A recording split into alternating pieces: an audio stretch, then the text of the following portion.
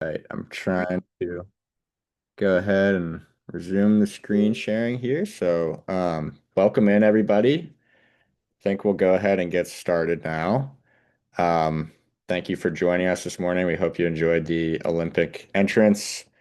Also, sorry if my voice was drowned out while I was trying to talk by the music there. But go ahead and please share your name, organization, and your favorite rodent in the chat, and you'll see why that is important later in the slides. And also, if you do happen to be named Tommy Hexter in the Zoom room, please go ahead and rename yourself to your actual name and your organization. The reason for that is because I shared my calendar invite with lots of folks. So if you're going off my calendar invite, it automatically gives you my name. So thank you for changing that. And thank you for putting information in the chat. And welcome to this first meeting of 2026 for the Iowa Food System Coalition and the Regional Food System Working Group of Iowa. I'm going to be kind of the MC for today, but there's a lot of folks who have helped plan this call over many years. So thank you to our team at Iowa State and lots of other partners for planning. And I'm excited to pass the mic over to folks several times throughout the call. But for first, here's our agenda for this morning. The first thing we'll do is have a welcome and overview of the IFSC mission and the priority teams. And then at 9:10, I will give an interim director update since I am the interim director of the Iowa Food System Coalition. At 9:20, we'll do some food system events, uh, announcements, and plugs and project updates. So that's kind of a chance to share out in the chat and on the screen about some important events coming up. From 9:30 to 9:50, we'll have a policy team update featuring Luke Elzinga and Aaron Lehman. They'll just kind of be giving an update on things going on at the State House and how they relate to food systems. And we'll have some plugs for ways you can stay involved with our State House efforts and our advocacy. At 9:50, we'll have a break. And then at 10 a.m., we'll come back for the second hour of the call, which is priority team updates. So this is the chance for all the priority teams to better understand what each priority team is working on. So I will go ahead and keep moving forward here. Uh, First thing, so a little bit of history and context.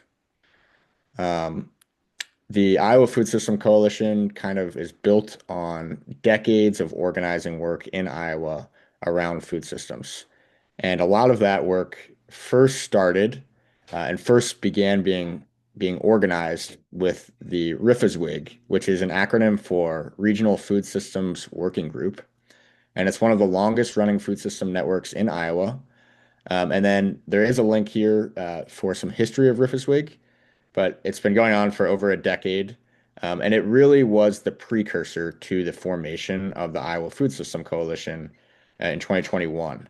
And the Iowa Food System Coalition came together because there were so many organizations working on food systems in Iowa that we needed a centralized network where we could all come together and collectively have an impact on the food system. So came together in 2021, 2022 to chart a course toward a thriving, sustainable, and equitable food system in Iowa.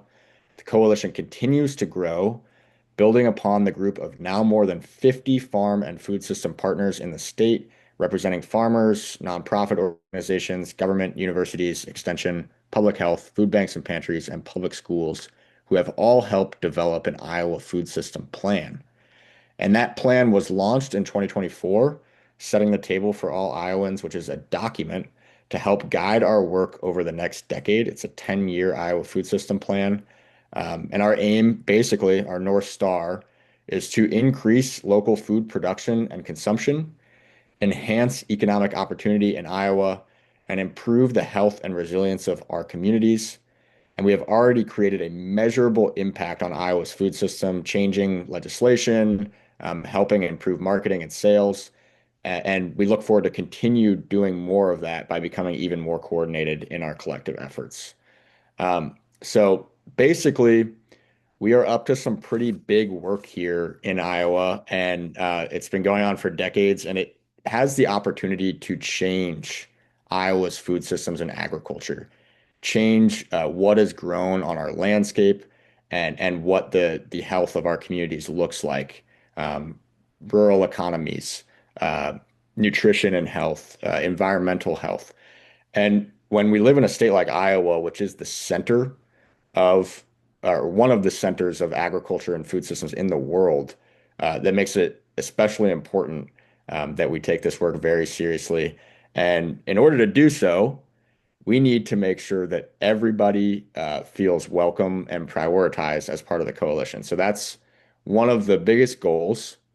And it's why this Valentine's Day, as the interim director of the Iowa Food System Coalition, uh, priority teams are my top priority because I have a lot of love for all the priority teams that are part of the Iowa Food System Coalition.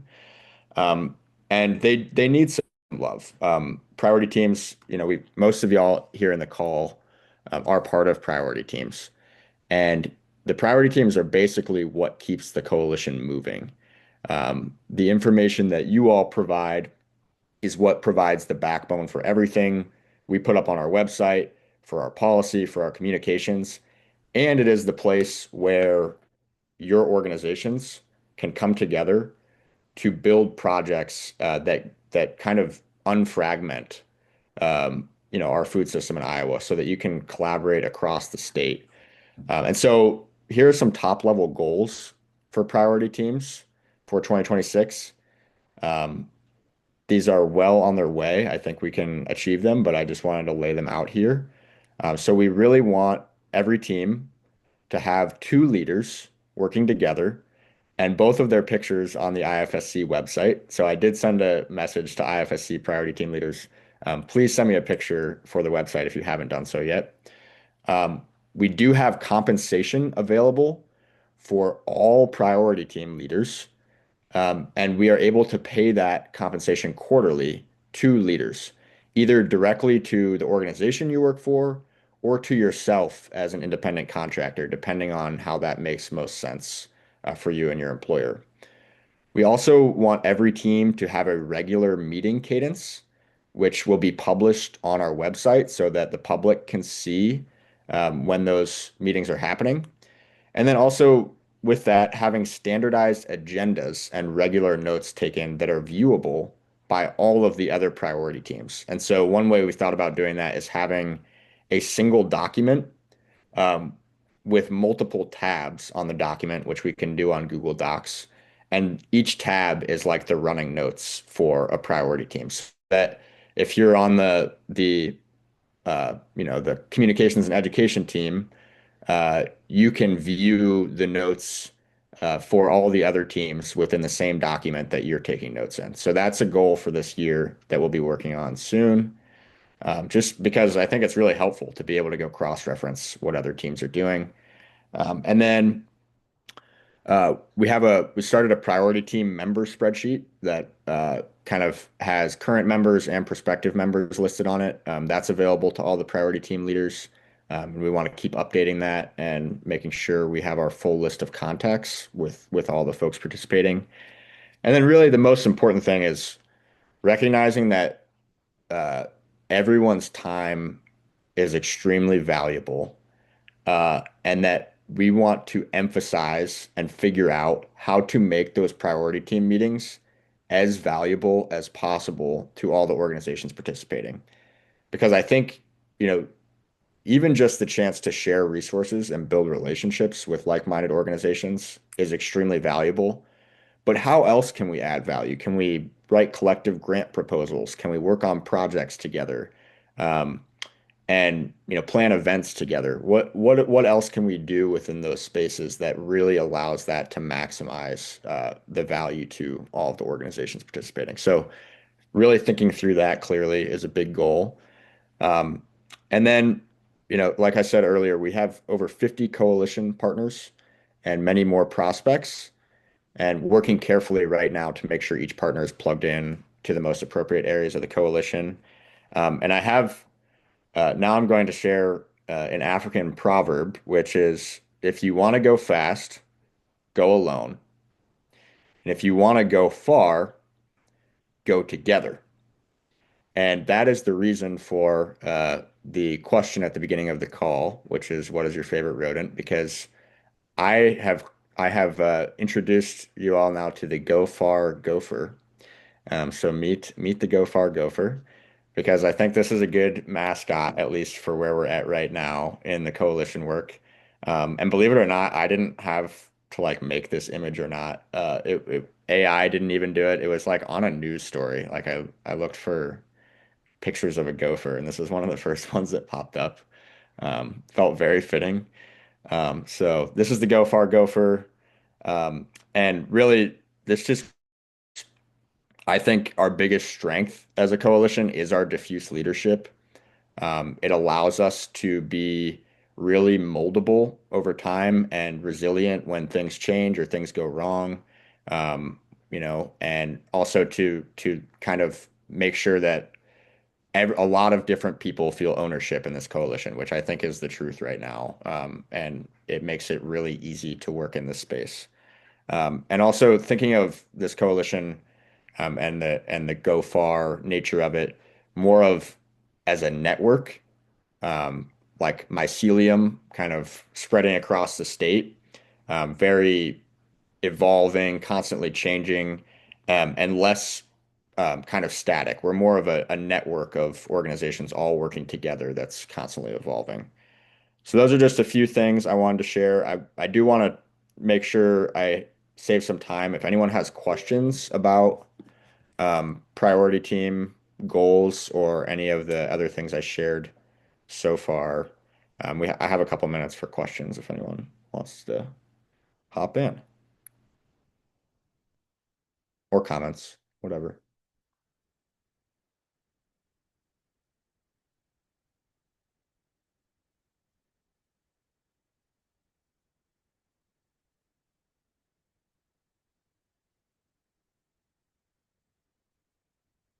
Doing the pregnant pause, and I'm seeing nobody with questions, so hopefully this all sounds good to folks. All right. Yeah, please feel free to throw questions in the chat. I'm also not monitoring the chat. Was any highlights from the rodent section? Did anyone guess say gopher before it was on the screen? Thanks, Amy. I'm loving the metaphors too. I'm glad you're enjoying. Love the go far gopher. I will say it because I got a lot of emoji reactions for the hot rodent guy celebrity trend.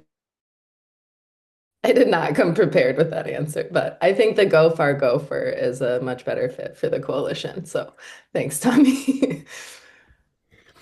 Hey, Tommy, from my side, the mycelium really works. So I really think that's how it works best. And everyone working on the areas that they're passionate about, and then also connecting with entities that are working around the state. So both the priority teams are a mycelium, and then they're part of a bigger kind of neural net. So I really like it. I think that's how we really progress. Yeah, I love it too because it also mycelium can kind of like bloom and flower at different times, and but they're all connected underground and everything. So I feel like that's really representative of our coalition too. Thanks for saying that, Bob. Any other comments people want to chime in with before I move along with the update? I wonder if there is that priority team member spreadsheet is already kind of created, if we can put that in the chat and people could, I guess, see, where else they might fit in or also put, because it sounded like you could put recommendations for people. Maybe they want people want to do that if it's a thing now. Yeah, that's a great idea. Can someone who has access to that priority team member spreadsheet find it and drop it in the chat? I'm guessing we can work on that because several folks have access at this point. Mallory, you got it? I'll find it. It might need a little cleaning up, so give me a minute. Oh, you don't have to, we're all partners here. You don't have to clean it up too much. Okay. But just for people to look through. Yeah, and a goal again will be to put that uh, list eventually with partners who are okayed with it to be publicly available. Um, so Great question, Beth. All right, any other questions? Um, All right, we're doing good on time here, so feeling good about that. Here's our gopher again. We won't see him again this call, but so here's some interim director updates, things I've been working on. First, I just want to emphasize one thing that we did a little earlier this year, which really does illustrate the power of the coalition, which is we put out a joint press statement on immigration and agriculture and food systems in Iowa, with 5 or 6 organizations from IFSC working together on this press statement. And we did a similar thing last year when the LFP and LFS were cut. And both times it's yielded great media and press coverage, both for the coalition and for member organizations. I mean that just kind of it shows our collective power in a really visible way. So I just wanted to highlight that, and mention if you haven't taken a look at that joint press statement on immigration and food systems, I recommend you do it. There were some news stories that came out of it as well.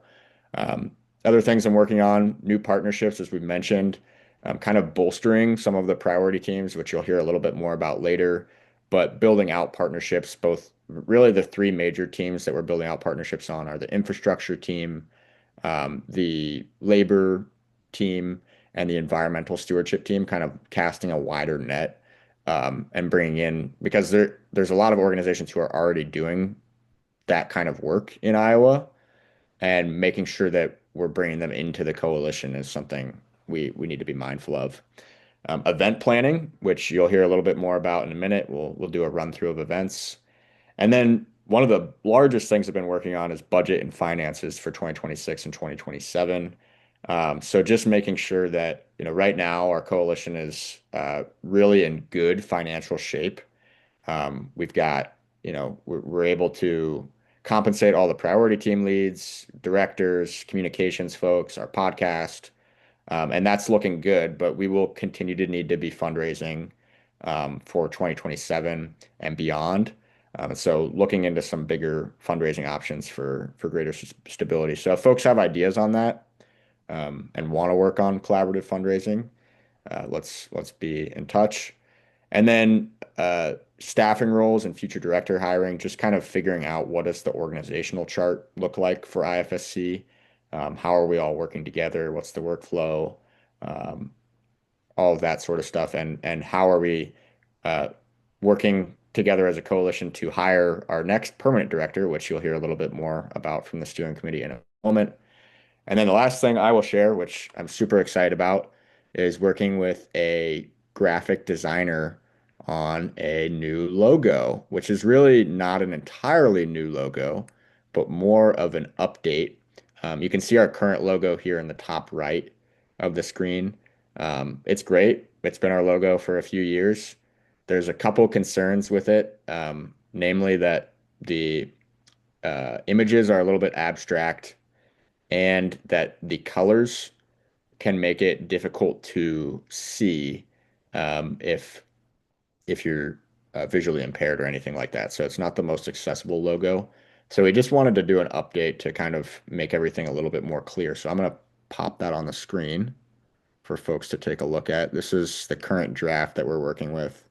It's not finalized yet, but open to folks' feedback in the chat, um, comments, questions, whatever. We can take advice now. I have sent this out to all the priority team leads as well for feedback. Most of the feedback I got was very positive, but if you haven't seen this yet and you have any feedback, feel free to drop it in the chat. Um, and yeah, we'll get once this is fully approved and signed off on by the steering committee, we'll start getting, new banners printed, tablecloths, all that sort of stuff. Because we really don't have much promotional material for the coalition yet, but we wanted to get this squared away before getting more materials made. Oh, yeah, Luke, you can thank Chelsea for the inclusion of pollinators. She was like, we need a butterfly up in that space. So great call from Chelsea. Um,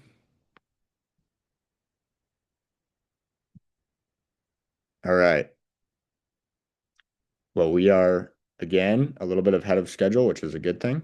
So I'm going to go ahead and go to the next slide here, which is a steering committee update from Giselle. Giselle, are you good? I'm good. Yeah. Cool. Yeah. So yeah, just wanted to give a brief committee update. We have a great steering committee. Um, and we onboarded 3 new members. And I don't think that we announced this last year somehow. So I want to officially, if we haven't in this space yet, welcome Sarah Green from the Iowa Environmental Council. I'm like pausing for applause. Arnolfo Pereira from the Regenerative Ag Alliance and Corbin Schultz from Seed Savers Exchange. Sorry, my coffee Woohoo! maker is going on in the background. Really, also bad timing. So yeah, we have an amazing steering committee and we continue. It's great to have farmer representation. It's great to have Arnolfo, who's a leader in the Latino community. Sarah brings a coalition of over 100 organizations under the umbrella of the Iowa Environmental Coalition. And they've all been amazing leaders so far. And we've also got some of the old guard and then new perspective. So the steering committee is looking great. And just want to thank them all for their service. Um, I also want to say a heartfelt thank you to Tommy for stepping up in really short order to serve as our interim executive director. Um, I've been blown away with what you've been able to do part-time in a couple months. And I think everybody on this call is feeling that momentum and progress and cohesion and vision and energy and the heart that you bring to the work. So thank you so much, Tommy. Um, and yeah, we will be posting the permanent executive director position on Monday. So keep a lookout. We'll send it out through Rufus Wig. We'll post it on our socials and a few other places, but please feel free to apply and share with your networks. Yeah, stay tuned for that on Monday. Perfect. Thank you, Giselle. Um, and yeah, as Mallory put in the chat too, you can go find the rest of the steering committee on the website. So recommend you do that. Our next thing will be events, and I'll pass it over to Mallory to share a little bit about upcoming events. Hmm. Hey, it's cool. You can change like the spotlight video. Nice. Okay. Okay, so here are just a small sampling of some of the events coming up statewide. Um, Tomorrow kicks off our advocacy training. So if you haven't signed up for that, make sure you do. We have advocacy training sessions every Friday for the rest of February, and those will be those really are going to be a good opportunity to prepare for the day on the Hill, but it's not required that you're attending that, and we'll talk more about that later. We have a lot of really great events over on our event calendar. There are 2 others I just wanted to pop in real quick and remind you. Healing from the Ground Up, the Iowa Summit coming to Cedar Falls, March 2nd and 3rd. Registration closes this week. So if you're still on the fence about coming to that, I hope you will get that done. And then our Food and Farm Day on the Hill. If your organization would like to table during that day, you can check that box during registration. We'll talk more about both of those events later on today. But again, this is just a small sampling of all the amazing things that are going on across the state. And please do feel free to reach out to me if you want your events added to our statewide calendar.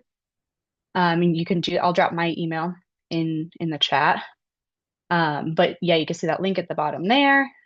There's a shared calendar on our website that we're trying really hard to keep up to date so that no matter where you are in the state, you can, find some way to get involved in the food system wherever you're at.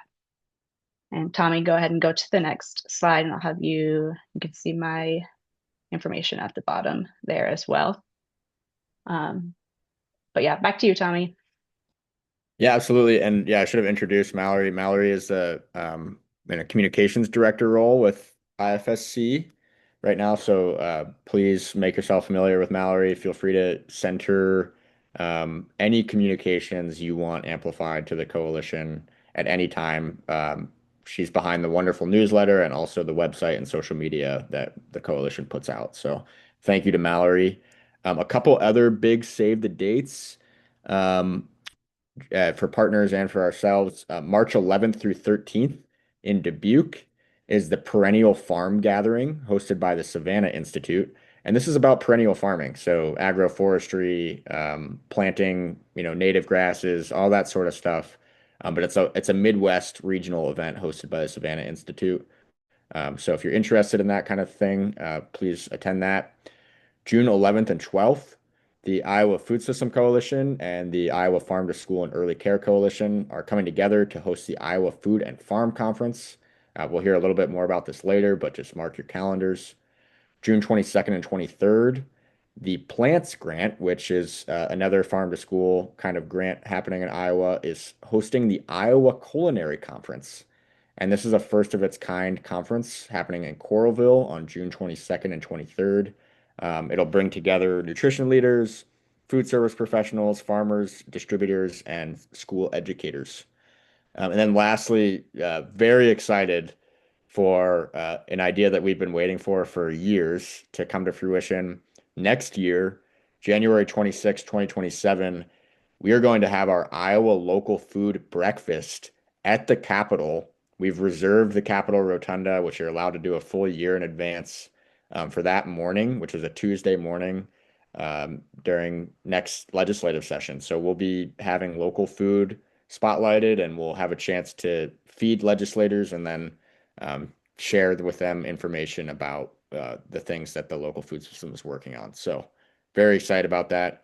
And next, we're going to ask that you please drop any other events and major project updates that you have in the chat. So if you know of events coming up that you want to share, this is your chance to drop them in the chat, give them a plug, and we will get them updated to our website and our newsletter, all that sort of stuff.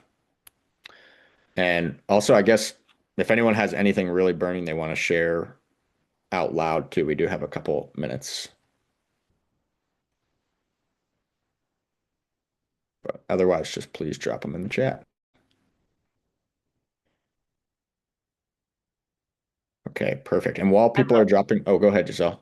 I just want to plug one more time. Thank you for plugging the Iowa Culinary Conference in Coralville. I would love to see everyone here at that conference. You don't need to be going into school food necessarily to get a lot out of the conference. And we don't have it on the website right now, but we did get to hear back from Chef Sean Sherman's people. So stay tuned for an exciting keynote update from the sous chef out of Minneapolis.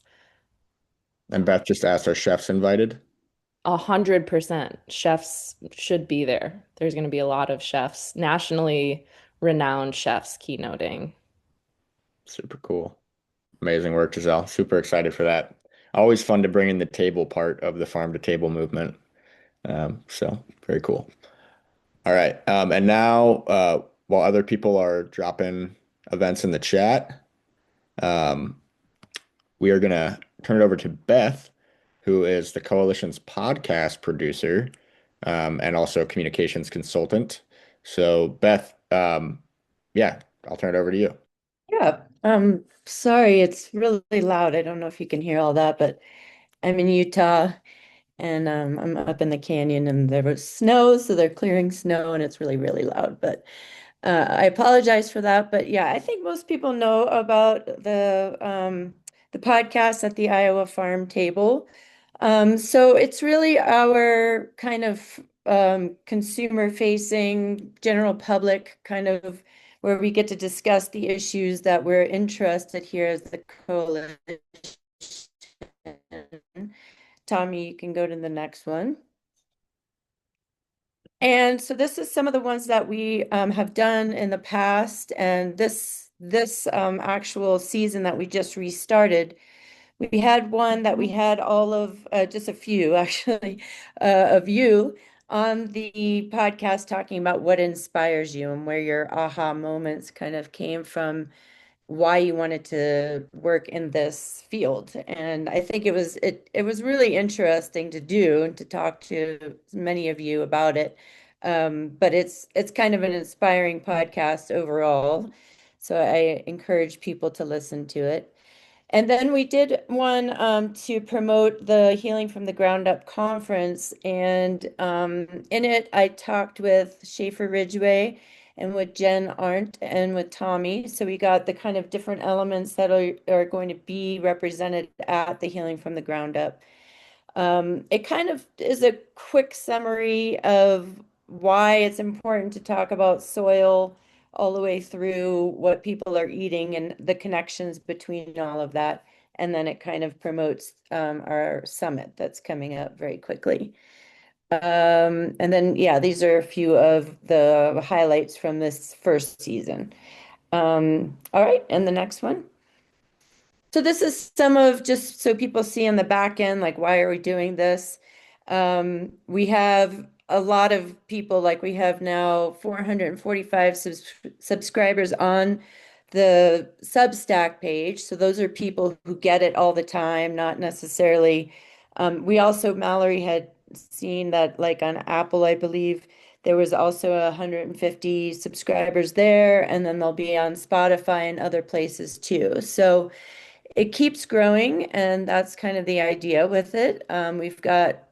We've got 10 ratings that are all 5-star, and if you would be so kind as to like them and put comments and review it, those things are all very helpful for the SEO to get the podcast up higher. All right, and the last one, I think. So I'm working on one right now about double up food bucks. So in that, I have a bunch of different people I've interviewed. I'm about to talk to someone who uses it. So we'll have it kind of why we should have it all the way through, like how it works when people are using it. And that's because that's in the legislature right now.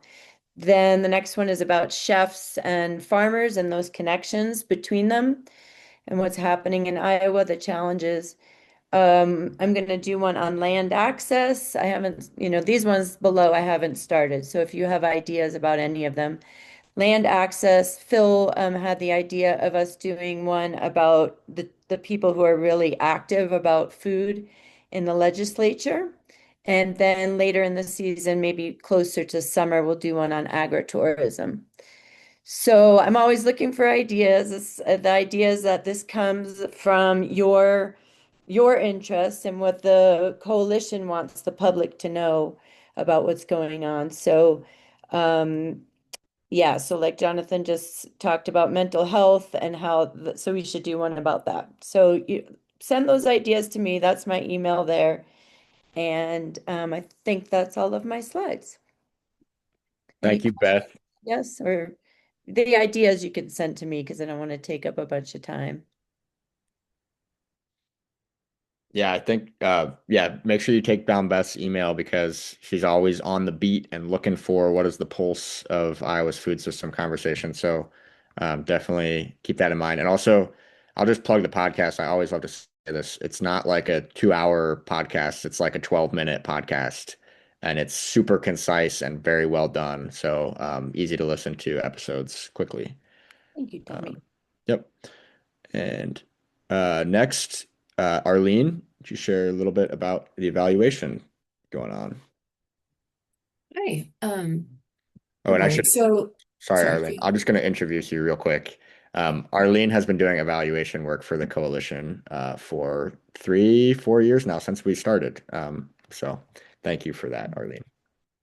Yeah, so I'm with Iowa State University Extension and Outreach Farm Food and Enterprise Development, and yeah, we just have a couple updates with the evaluation. We will be putting out our scorecard soon. We're working on it right now.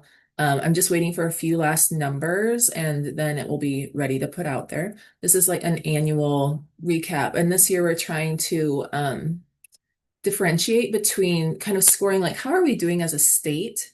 And then as a coalition, what are we doing to contribute towards reaching the goals that we've set out and setting the table for all islands? So it's kind of this two-part, whereas how we're doing as a state may be kind of a little bit beyond what the coalition is doing or able to do, and then more focused on what we're accomplishing. And then we have a partner survey coming soon. The graph that's on there is just a graph from the partner survey a few years ago. And the survey will be very similar to what it was in 2024. It's kind of long, but it's a lot of clicking buttons with rating your agreement with different statements related to these topics listed in the graph. So I just really want to beg you all to take the survey when we send it out. The link to it will go out in the newsletter. It will probably be coming out end of February. So yeah, I think that's all I have for my update. You can go ahead and move on to the next slide. Perfect. Thank you, Arlene. And yes, please take this as a personal appeal to make sure you fill out the partner survey, which is coming soon. That helps build out what is our collective impact. So thank you to Arlene for sharing all of that. And our next, we are going to turn it to, before our break, to a kind of partner update from our Iowa Food System Coalition policy folks. So this will be a session from 10 or 15 minutes from Aaron Lehman with the Iowa Farmers Union and Luke Elzinga with the DMARC Food Pantry Network and with the Iowa Hunger Coalition. So I'll turn it over to you, Luke and Aaron. Luke, I think you're going to kick it off. Sounds great. Aaron and I saw each other yesterday, but forgot to talk through who was covering it. So yeah, my name is Luke Elzinga. I'm the Policy and Advocacy Manager at DMARC, serve on the board of the Iowa Hunger Coalition, and I'm one of the team leads for the policy team. I will just start off by inviting all of you to join our Iowa Food and Farm Day on the Hill on March 18.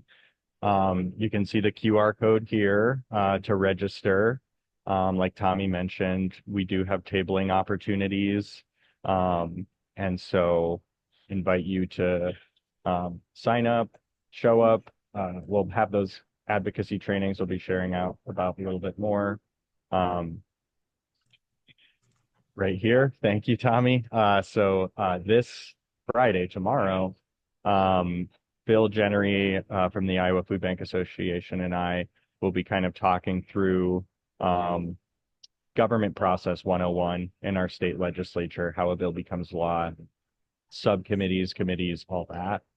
And next week, we'll have Adam Mason from PFI and Beth Hoffman, who you just heard from, sharing about storytelling 101 and using your voice for food systems change.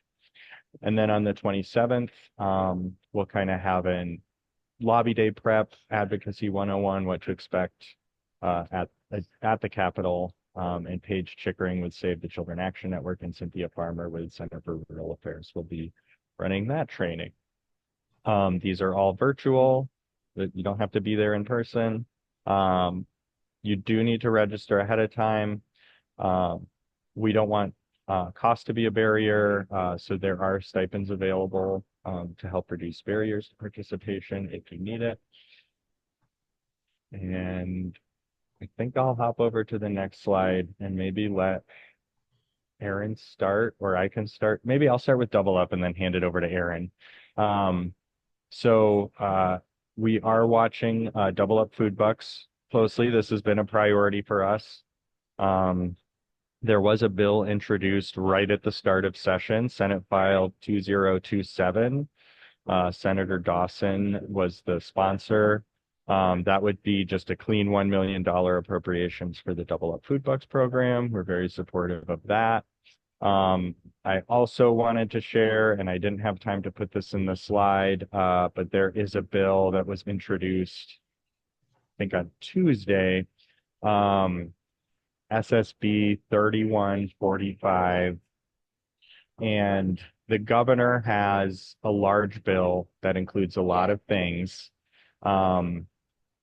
In the Senate, that bill was broken up into a few separate pieces, and double up food bucks was kind of added in on a bill that primarily deals with the cigarette tax increase.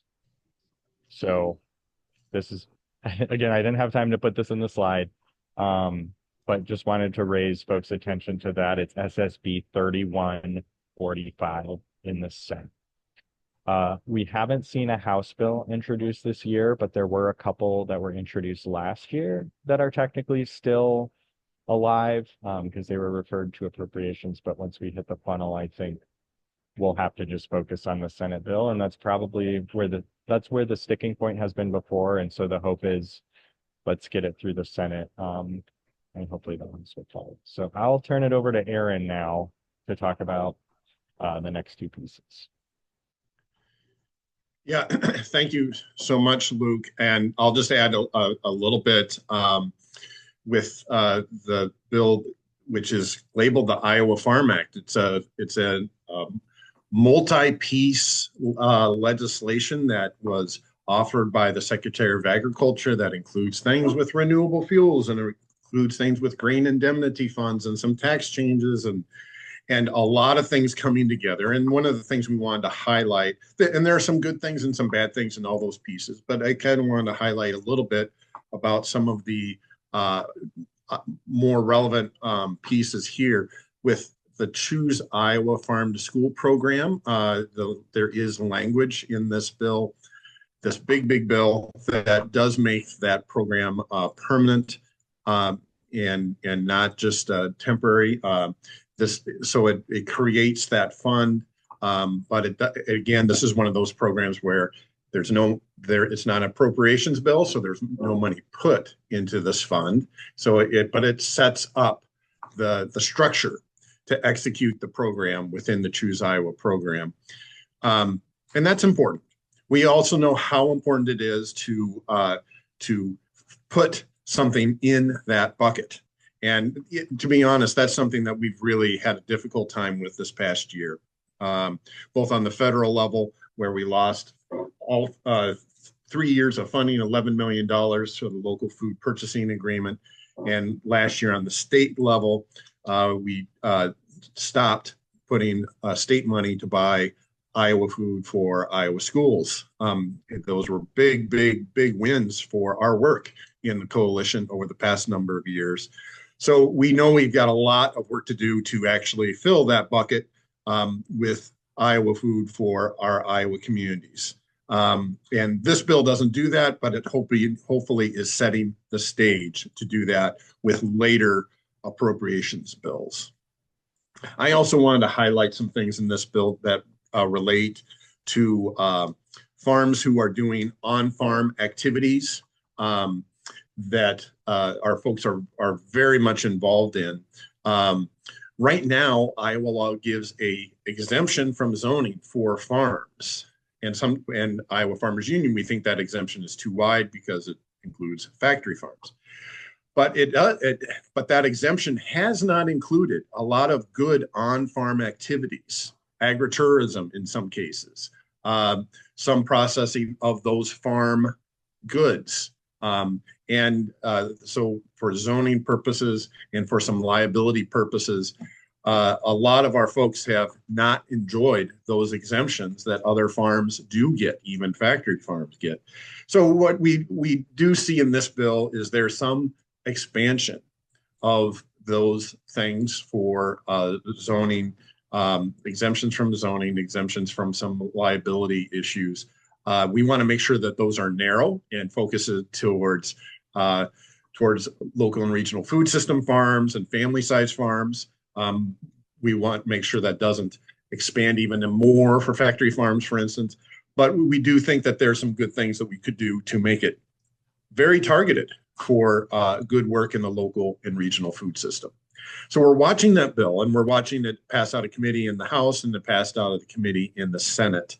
So that's the major thing I wanted us to be thinking about when we think of the Iowa Farm Act. It's got lots and lots of stuff in it. We're trying to work to make some improvements on these pieces because it's very likely that this bill is going to get action and is ultimately probably going to get the support to pass. So making those improvements along the way is the important work that Luke is doing, and our other allies with our policy team doing a fantastic job on this. So we had a great day in the Iowa Farmers Union last week at our Day on the Hill, our Food and Farm Lobby Day. We had emphasis on water quality issues and eminent domain issues and pesticide immunity issues, which we know is not, all those things are, there's a lot of work to be done, and certainly on the property tax issues. So Tommy, without taking up too much more time, maybe I should stop there and we can circle back if we have any questions or if you want to take the discussion anywhere else at this point. Yeah, for sure. And I want to bump it back to Luke too to share update from the IHC as well. But a couple other things on that first slide. Just gonna touch on, Aaron, you're talking about the Iowa Farm Act. Yesterday or 2 days ago, we also saw Iowa Democrats release the Regaining Iowa Farmer Independence Act, which is REFI. So encourage folks to look at that. And then there was also the Iowa Water Quality Act introduced by Iowa Democrats a couple weeks ago as well. So those are two other pieces of legislation that are not likely to get action, but do include some provisions that align with our food system goals.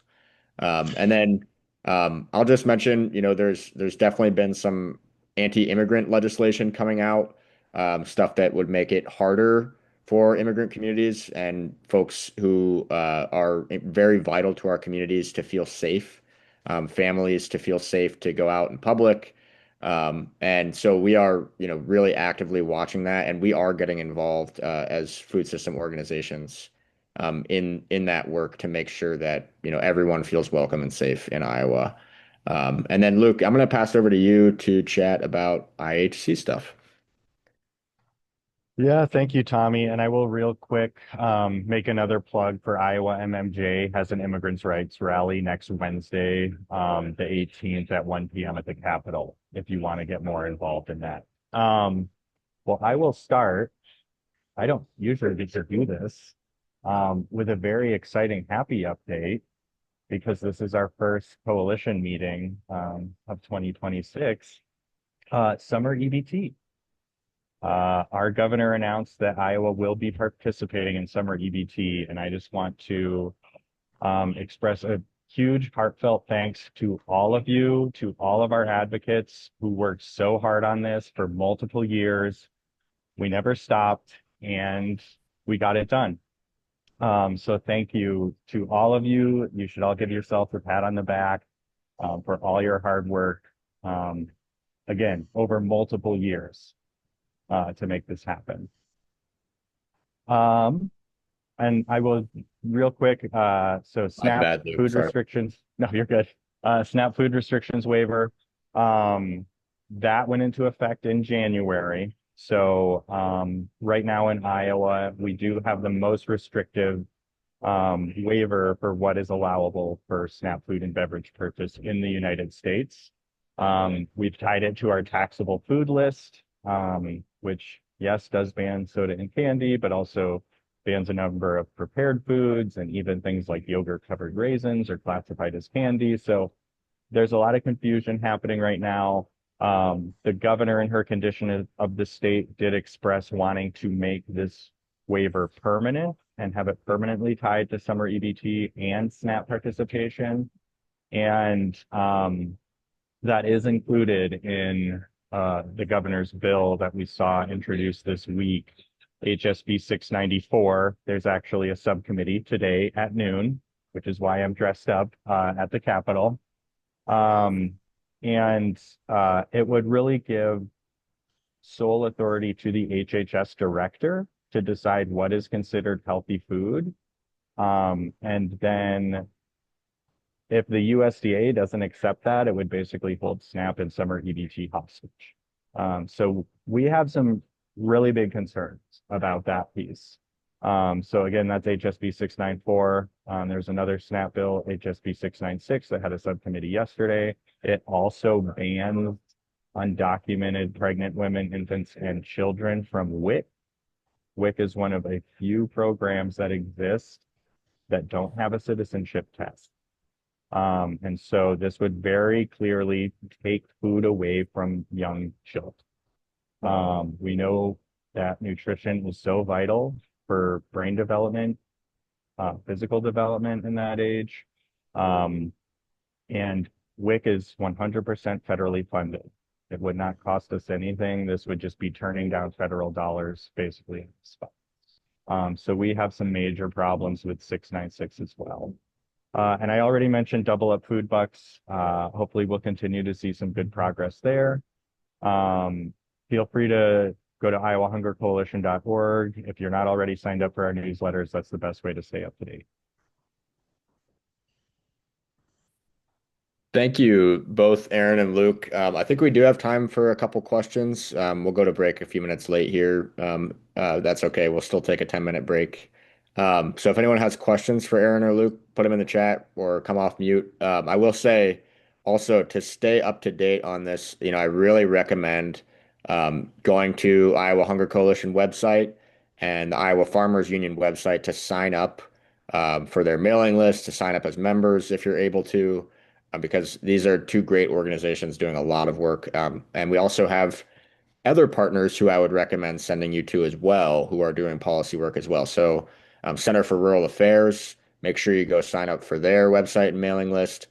Common Good Iowa, Practical Farmers of Iowa, Save the Children Action Network, Healthy Harvest of North Iowa, Iowa Food Bank Association, SILT, and our folks in Johnson County doing great work on the county level with the Food Policy Council. So any questions for Luke or Aaron? And huge thank you to both of you for that update.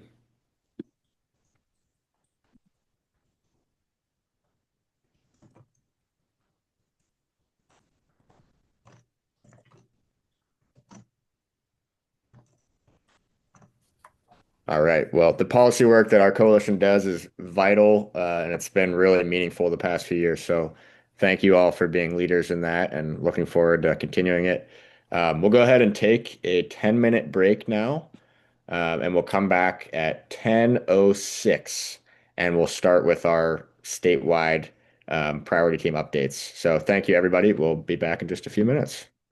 Call. Thank you, Megan, for starting the recording again. And thank you all for coming back together with us here. I hope everyone had a nice, restful break for 10 minutes.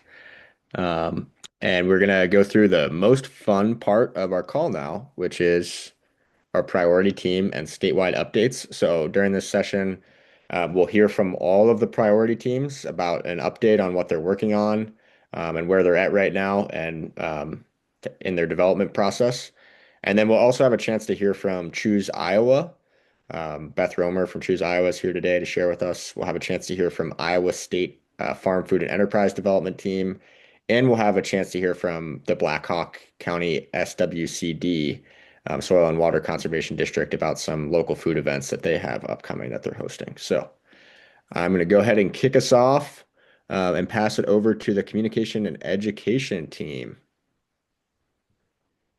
Great. Thank you, Tommy. I'm Jody Higrick, and I have been co-chairing this priority team along with Paul McCormick through halfway of last year. And now Deborah Soley is my current co-chair. We may have some different things to share for leadership on this in the future with all of you, but that's where things stand right now. All right, so communication and education is a heavy lift. So we really have had some good conversations about what this priority team should be doing and where we are headed. Currently for our next meeting, which is going to be on Thursday, February 26th at 1 o'clock, we're calling this our final large group meeting where we're bringing together, again, all of our communication folks, as well as our education folks, people that join the priority team for each of those reasons. We're going to get together one last time, and then we're going to be looking at potentially taking the communication piece out of that and having a separate meeting for that. So we'll talk more about what that looks like. So if you haven't been joining our team and you're interested in either communications or education, I will put my email in the chat and you guys can send me an email and we'll get you in the right spot. Or actually, Mallory might be the better person. Mallory's email is on there. Let's have you send it to Mallory because she's going to be helping organize our communications piece of the team. Very good to hear. Thank you, Jody. I think we have one more slide here. I guess that's Mallory. I'm gonna turn this to Mallory. All right. So yeah, thank you, Jody. Yeah, we have a lot of things going on the C&E team and trying to just get people, the right spots that they need to go. One of our main goals has been resource sharing, and that's not changing. We want to continue to build out our partner portal, which is a place that we, hope that all of our partners can get into and access when you're looking for shared resources. We're slowly adding things here, but we need your help. If you have resources to share that you think are, widely applicable across the statewide network, please send them over to me. I'm happy to put them here. You can access your account at this URL that is on the screen here, or if you scroll all the way down to the bottom of our website, there's a login in the footer there. If you have any trouble with that login or your account or anything like that, please do reach out to me.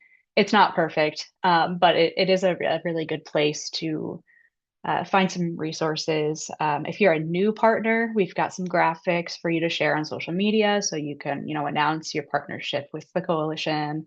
It's got some really good copy and things like that, just to try to make it as easy as possible for your organizations to participate across the statewide network. So again, please reach out to me if you have any issues with that. We do have a new resource available there. That is the Grow, Eat, Play Regional Adoption Toolkit, if you're interested in that. Eat Greater Des Moines also gave us their Community Fridge Toolkit, so that's kind of a newer resource there as well. So yeah, thank you everyone for your work on this, and please do reach out with any additions or questions. Perfect. Thank you. Mallory, can I just ask a quick question, which is how do we decide what goes just in the partner portal versus what lives on our website? Because we obviously have some other resources on our website as well. Yeah, for sure. It's kind of case by case basis, but for example, this new regional adoption kit, this would not really make sense to the general public, or it's really kind of a niche thing. There are some that we will absolutely put public and behind this portal, but we're really hoping that we can have resources here that really bring value to being a partner. So there are things that will fit both buckets, but mostly things that are really food system practitioner specific. Perfect. Thank you. If anyone has questions for the comms and ed team, feel free to go ahead and come off mute, put them in the chat, and that'll be the same for all these updates. Make sure you're asking questions as we go through. But we will go ahead and keep moving for now. We can come back to, oh, is there a question here? Oh, no. Okay. We can come back if there are any questions. So, all right. We'll go ahead to the food and farm system infrastructure team. Yes, hello, Giselle Bruskowitz here. So the goal, as a reminder, of our infrastructure priority team is to strengthen the capacity of local food infrastructure in Iowa to increase distribution and sales for our local producers and processors. A highlight, and I think a lot of our updates from 2025 was around the RFSI. So this was funding, likely one-time funding from the USDA. Over $3 million went out to 24 sub-grantees, and all of that money pretty much has been dispersed for equipment and infrastructure projects. So we'll continue to share highlights, but in 2026, we want to pivot and kind of expand what we're doing as the priority team. Um, I got stitches in my pinky yesterday, so I'm taking good care right now on the couch and taking it easy. But the proposal for Food Hub Managers Working Group yesterday was to merge the two groups because a lot of the work of the infrastructure team centers around the work that the food hubs do.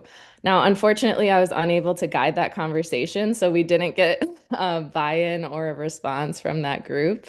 But the proposal essentially is Food Hub Managers Working Group meets every other week. So we want to kind of combine these priority team updates into those meetings in some kind of fashion and just need some buy-in from that group to say yes to that. Um, so stay tuned for next quarter's meeting. We should have a good answer on that. Um, I wanted to share an exciting update. In the past, this was co-led by myself and Krista Hartshook. So thank you to Krista from Iowa State for co-chairing this committee. And I want to introduce Kate Gilbert and say thank you so much. Kate has been really supportive, stepping up as a co-chair and just like continuing to bring momentum into this group, even as it was paused in our meetings. So, Kate, do you wanna introduce yourself? I got your photo up here. I think you're on the call. Yep, I'm here. I'm just always the one asking what we're doing next and how I can help. So I'm happy to see how this moves forward and hopefully be helpful wherever I can. Yeah, super appreciate you, Kate, and all the expertise that you bring.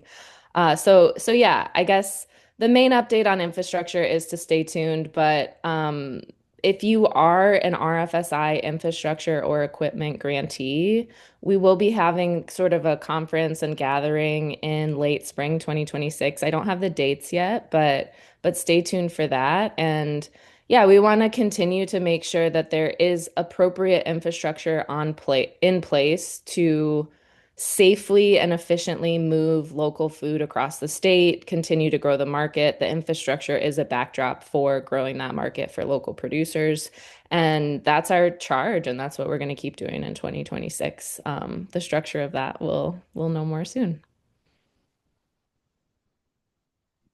That's all we Amazing. got. Thank you, Giselle and Kate. Again, throw any questions in the chat and we can get them answered. But yeah, really excited to potentially bring food hubs more into the fold with IFSC, because I think that's key to bringing more food to Iowa. All right, I'll go ahead and move to the next slide. Oh, here's Food Hub Managers Working Group. Oh, yeah. So just a shout out to Food Hub Managers Working Group. Here's a lovely photo from our retreat last year. We do have a website. So if folks are like, who are the food hubs? What do they do? How do I get in touch with a food hub? We have contact info up there. I'll slide it in the chat too. Our 2024 impact report was on the Iowa Food System Coalition scorecard, $4.3 million in food. And just a shout out to Teresa for gathering all of this sales data. She's working hard on the 2025 report right now. So we'll have that out soon and can kind of look and see what sales looked like in 2025. Teresa, do you want to add anything onto that? Okay, great. Else, oh, go ahead. Oh, I was just gonna say, don't hype it up too much because the 25 report will be disappointing compared to the 24 report. yeah. So the 2024 report included LFPA and LFS numbers. The 25 report will not include those sales for the most part. So, um, yeah, we'll see what the number we'll be able to quantify what some of that felt impact was. I know we talk about it a lot in the coalition.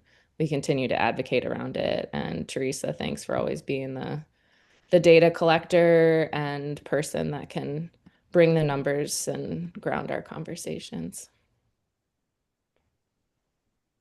Thank you all. And I see there was a question in the chat. To what extent are you also focusing on the farmer level infrastructure and development? Giselle, you and I have talked about that a little bit. Love that question. Tommy and I talked about this yesterday.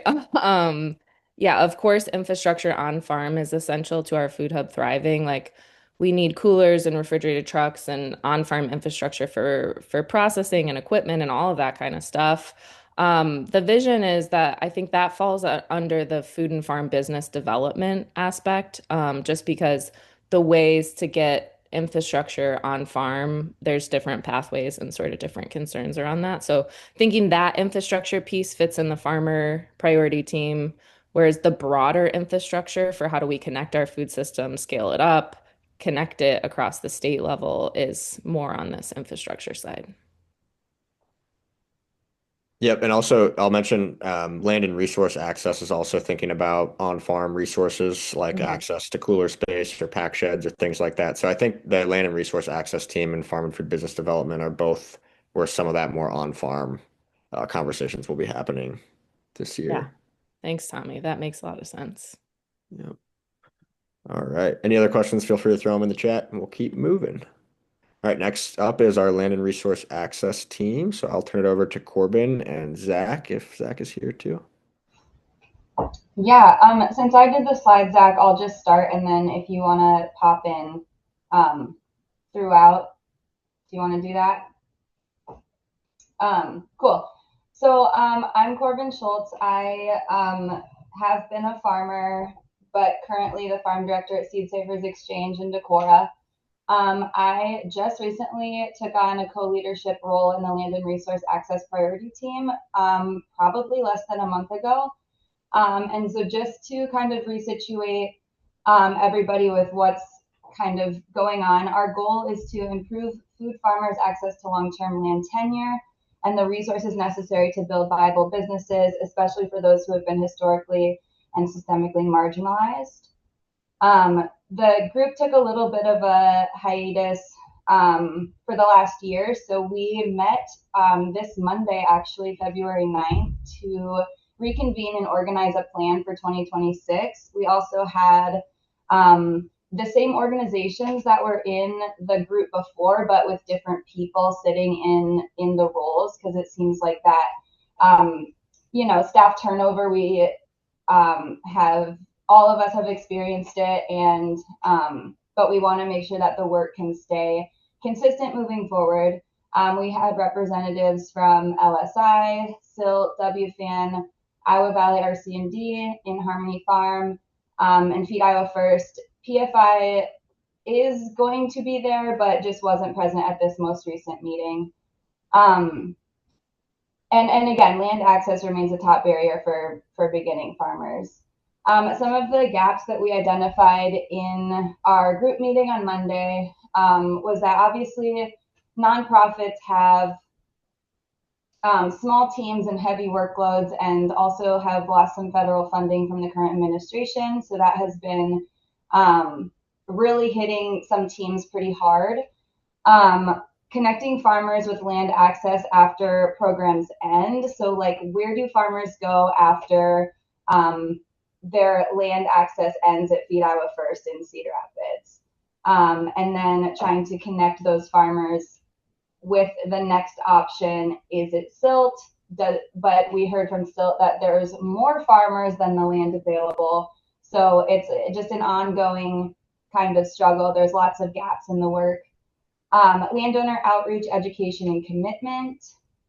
The land that's available isn't always appropriate for the farmers seeking it. So do the farmers have access to water or electricity? Do they have the ability to build a fence? Do they have ability to get out to the field when, after a big rainstorm, or if it snows? So those are all really big things. So it's not just access to land, it's access to appropriate land.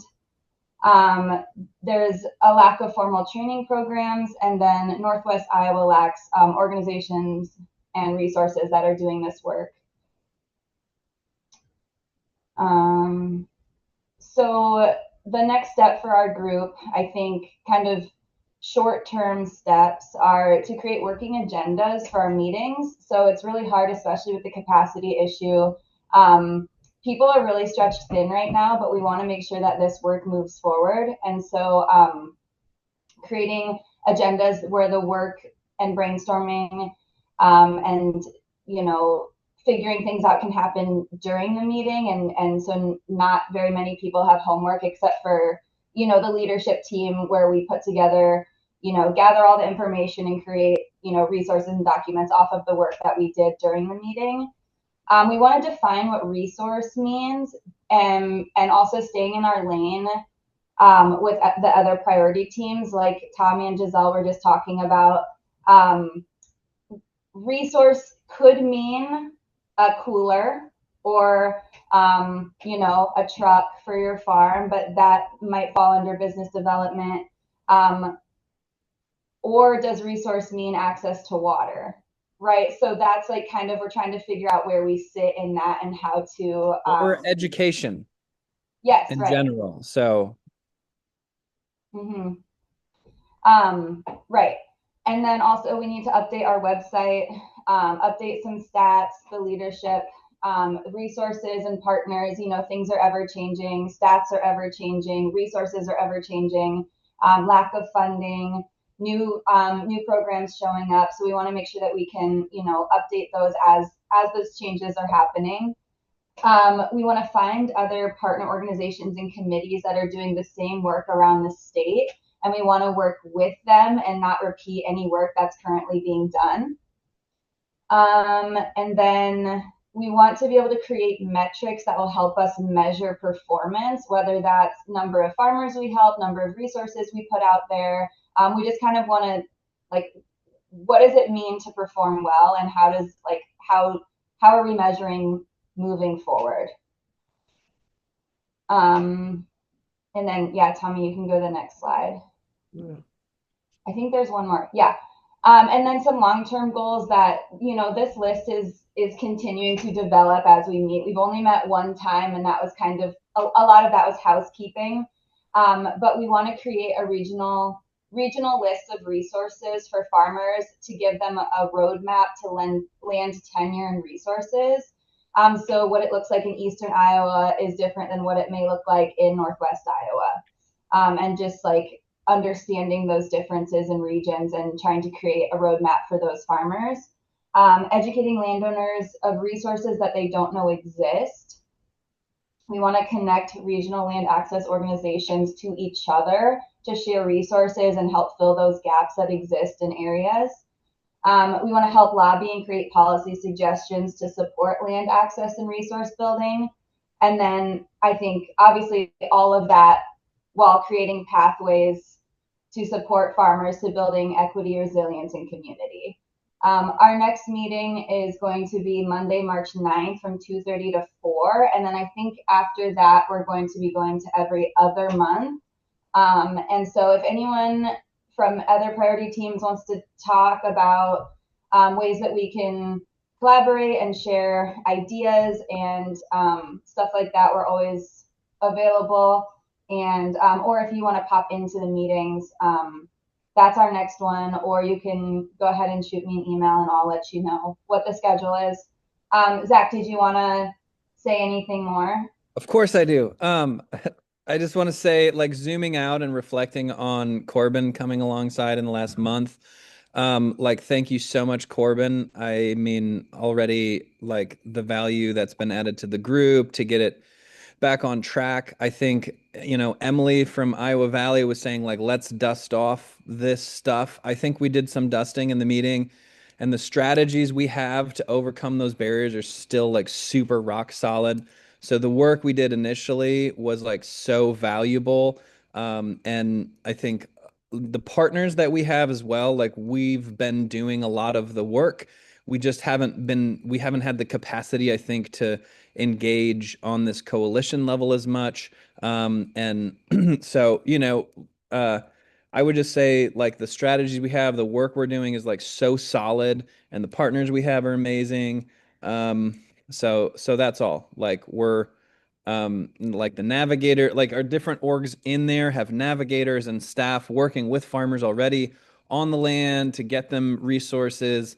And I think as we establish our group, Arlene, I saw you gave a thumbs up to the metrics piece. Like, we want to really work on that and go just beyond the strategies and that big picture to really nailing down some of those outcomes and just continue the work. Because, like, it's like super passionate, motivated group of people. So, and thank you, Corbin, and thank you, Tommy, for really focusing on finding someone who's a really great fit to help us do this, who's passionate about it. So, I just want to give a shout out to everybody who's in that group, and I'm just really excited to move it forward. Thank you, Corbin and Zach. And yeah, it's really exciting. This is part of like the big goal of revamping and re-energizing all of the priority teams with leaders to help carry it forward. So thank you both for bringing all of the historical and organizational knowledge and the energy. It was awesome. Any questions, feel free to drop them in the chat, but we'll keep moving to farm and food business development. And I think Bob Ferguson is going to share this update since Jamie Fowler is on the road today. Bob, are you around? I am here. Okay, so I have not seen the slide yet, and so I may may call on Arlene to help me out. But so do we have? So you'll see the. Okay, good. So that there's what we've been doing. Arlene did a fabulous job. Most of you have seen that baseline report documenting 1,461 food and farm businesses.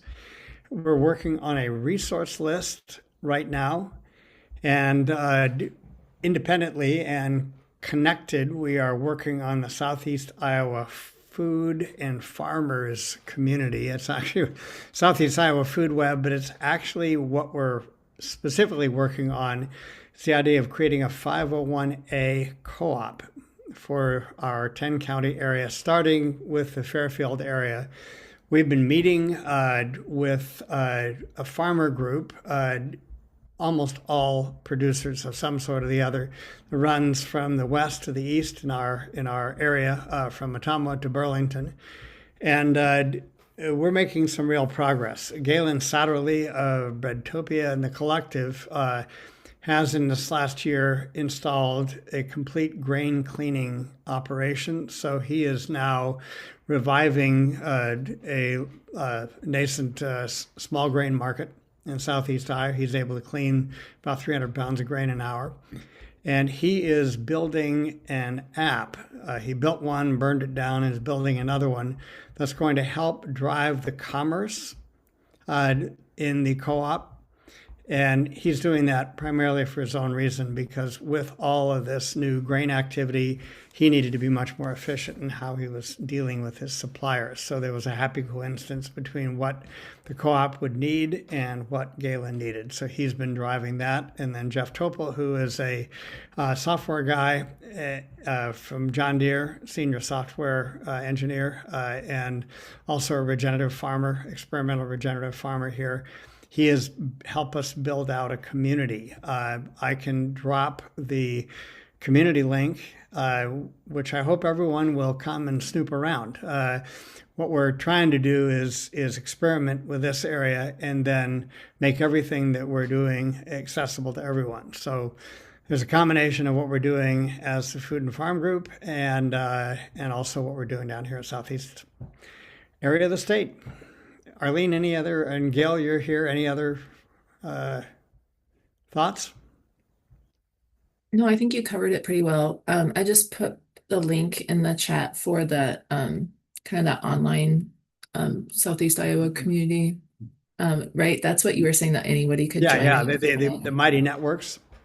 Yeah, I think that's the correct link. Yeah, I think so. I'll check. If it isn't, I will check it. But yeah, it's from my side, it's incredibly exciting to see an actual, after talking a lot about it since 2003, to actually see a real farmer group get together and continually, consistently meet and really building what I think is a legitimate piece of the infrastructure of the middle. So I'm happy for that, and I'm happy to see what's going to be happening, what value this can have for the whole state. Thank you, Bob. Yeah, it's very exciting to see how that piece of Southeast Iowa can translate up. A couple other updates I'll share on the team, and I'll just mention I myself and Mallory both go to all of the priority team meetings, so we get to hear from all of them, which is really a great joy. So if you ever have questions about any of the teams and how they overlap, feel free to direct those to Mallory or I. But one of the biggest goals identified for this year for this team is to create that resource list for farm and food Yeah. businesses to avoid duplication. And the idea is to partner with the land and resource access team on that as well. So some of those conversations are starting. There was a presentation from LSI Global Greens at a farm and food business development team earlier this year to get the ball rolling on that. So just be on the lookout for that new resource coming up that will be, there's so many business development resources for farmers in Iowa, but there's no single list of them yet. So we feel like we can play that role. Hey, Tommy, there's one other comment I'd make on Root Sun Tracker. I had a conversation with Doug after his presentation, and we are actively talking about him moving his business to Iowa and specifically to Fairfield. So Cool. But yeah, I'll just mention that was a good lick.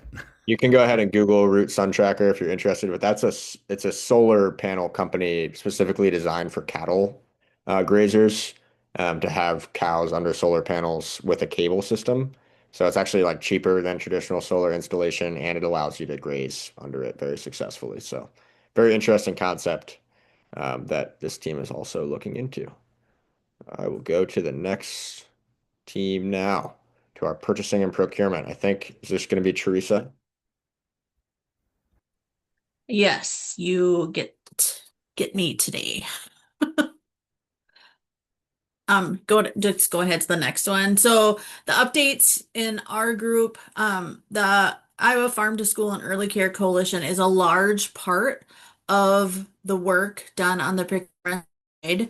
The coalition is the bigger group that meets every other month to talk all things farm to school related for schools and early care specifically. Um, there are we used to have three strategy teams. Now we're down to two strategy teams. So there's the procurement team, which you're going to get a deeper update here in a second, and then the education team. So the greater coalition is concerned about all three legs of farm to school, the procurement side, the classroom side, and the school garden side. So there's bigger farm to school conversations that happen in that group. And at our January meeting, the whole coalition reviewed the action plan for the greater group as well as for the individual strategy teams. The other thing that's in the works right now, Chelsea's busy. Well, she has a draft out to the strategy team leads to review for the annual report. So that annual report covers last school year, 2024 to 2025. So be looking for that soon. I think I saw Krista on the call. Krista Smith has stepped back from her role as co-chair role for the coalition. So we are looking for a new person to be a co-chair of the greater coalition with Chelsea. Thank you, Krista, for your service.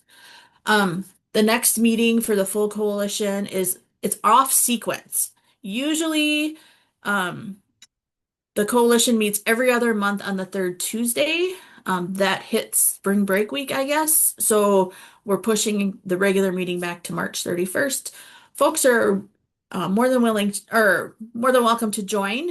If you want more information, you can reach out to Chelsea or me or any of the coalition members. Next slide. So one of the strategy teams, and this is where I stumble over words because Food System Coalition calls them priority teams, and we've been calling it a strategy team for a lot longer. So this old brain sometimes has trouble learning the new words. So please bear with me. If I say strategy team, I mean priority team, but then working group also gets thrown in. It's all the same. So there's a procurement strategy team of the Farm to School and Early Care Coalition. They were already meeting on a regular basis, especially during LFS. And when the Food System Coalition brought forth their priority for procurement, the group asked, since a lot of the same players were going to be at the meetings, we had the discussion of can we merge the conversations? So can we have a farm to school conversation as well as a greater community procurement conversation? And how do we merge those work plans? So that's where we're at. We have a year under our belt, trying to balance both the discussions of farm to school and early care and their needs, as well as the greater community needs. And when I say greater community, I mean, how do we reach out to more colleges and grocery stores and see procurement in other parts of the food system? So we continue to try and balance those conversations. I have to say, that we've operated as a default for so long that school was the dominant conversation. So working in those other areas we still need to be intentional about making sure that we're touching those conversations. Our procurement team meets every month, and we set that up intentionally because when the coalition meets every other month, we'll talk about the schools. And then in the off months, we'll talk about community procurement. So we set our times for the same cadence as the Farm to School and Early Care Coalition. We're currently meeting monthly. Again, it's the third Tuesday. We meet after the regular coalition, so 11 o'clock by Zoom. If folks are interested in joining those procurement conversations, you can email me or Caitlin. What are we working on now? We're currently reviewing the listings on the local food directories, which I'm going to touch on in just a second. And then we're busy collecting data for the sales data for the Food Hub Impact Report. Our school data is collected in that metric. So that Food Hub Impact Report creates a big picture of what procurement looks like for the state. Next slide. One of the big things that we shifted to this year was the previous farm to school directory had always been hosted with IDOLs. There were some challenges with getting that directory repopulated every year. So this year, our group decided we were going to move the directory over to Market Maker, with the advantage that if farmer already has a Market Maker profile, it would be really easy for them to now also add the fact that they want to be connecting to schools. So we actually created two directories. One is specifically for producers. So if a school says, where can I find producers that want to sell to me? We can point them to the producer directory. On the flip side, when a farmer calls and says, I want to sell to schools, who are the schools around me that are interested in local food? There's a directory of schools and early care sites as well with contact information. We're currently in the middle of asking, I call it the renewal period. So it's basically just a simple question of everybody who's listed. Do you want to stay listed this year? And as long as they're opting in, they're going to continue to be listed as part of the directory. If we don't hear from them, if they opt out, then we'll remove them. So that's how we're making sure that the listings stay fresh and current. I'm going to throw in there, just because it's all happening at the same time, the Iowa CSA directory has also moved. It used to be the Farm Food and Enterprise Development team used to host that directory on their page. And with the move to Market Maker for the Farm to School directory, it just made sense to now move the CSA directory over there as well. So I'll chalk that up to the community side of procurement. It's a way that we can keep listings current, and it's now just one stop for a farm to keep their profile listed or updated, and then they'll be cross-referenced through several different directories. I think that's my update. Perfect. Thank you so much, Teresa. And again, any questions can go in the chat, or if you have them, you can pop off mute real quick.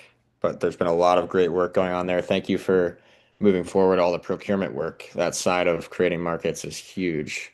Quick question. Yep. Teresa, sorry putting you on the spot here. Are you still offering your services to onboard farmers? Or to get in the directories? Mm-hmm.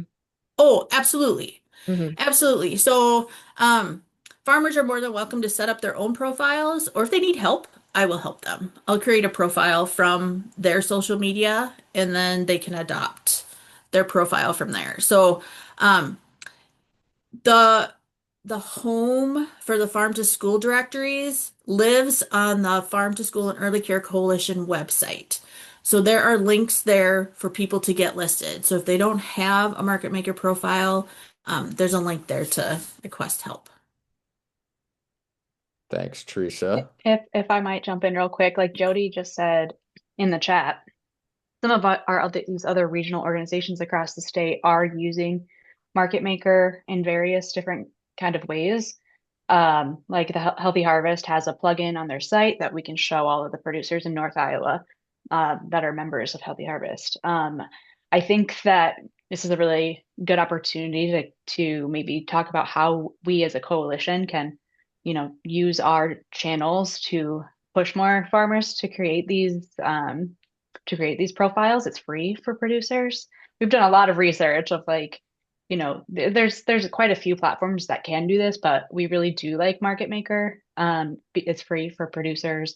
It's really easy for them to connect with other people, other food hubs.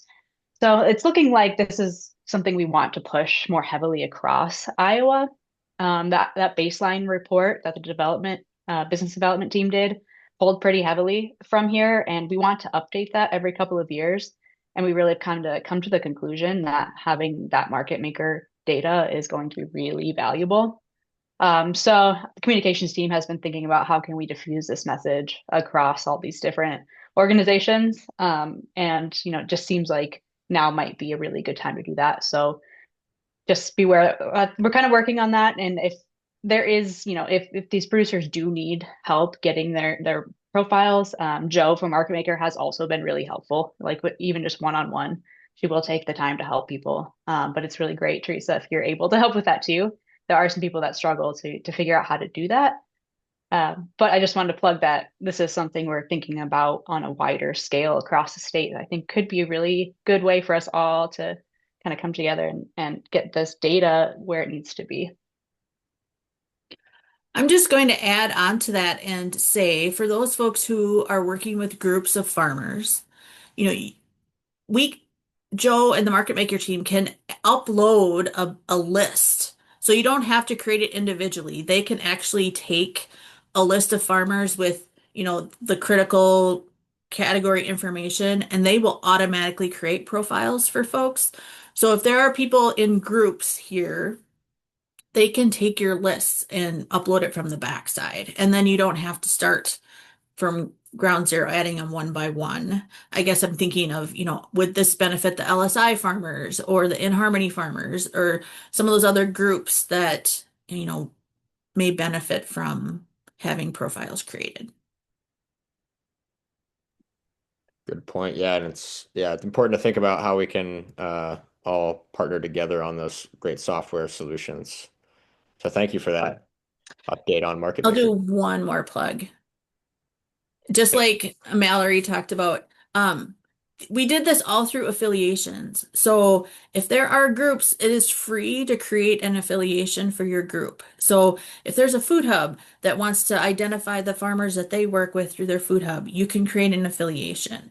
If there is a group CSA, you can create an affiliation. So then when people search for farmer members of that group, they can be there. That's how PFI lists all their farmers now. That's how Healthy Harvest has an affiliation. So it's really kind of fun to think about how we can also show the networks within the state as well. Love it. Very good. Thank you for sharing all that information. All right. We're going to move on to the next team. Oh, wait, there might be a little bit more here. Sorry, I did have one more slide. I had all my slides done, and then I reread Tommy's note that said we had to list our highlights for 25. I'm like, oh, I have to do one more. Um, so 2025, our action plan is roughly the same every year. So you can see on the screen some of the projects and things that we work on. We host farm to school buyer supplier meetups.